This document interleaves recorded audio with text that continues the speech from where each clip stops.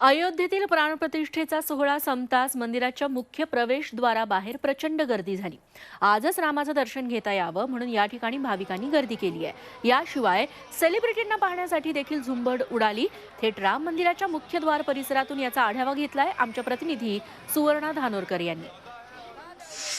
सोहळा संपायला लागला आणि लगेचच इथे गर्दी अयोध्यावासियांची आणि अयोध्येत आलेल्या सगळ्या रामभक्तांची वाढलेली आहे।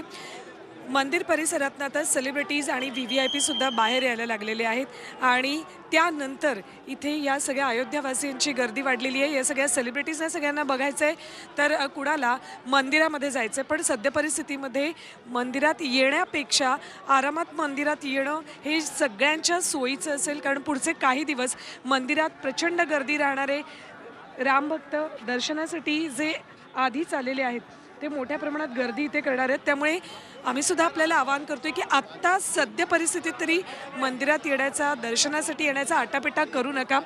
काही दिवसांनंतरच मंदिरात या, सध्या तरी मंदिरात येऊ नका।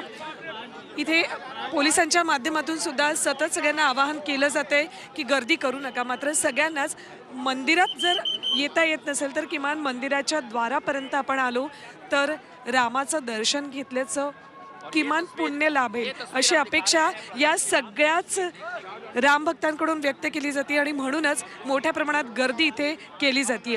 कॅमेरा पर्सन मंगेश पेडमकर सह थेट राम मंदिराच्या द्वार परिसरातून मी सुवर्णा धानोरकर।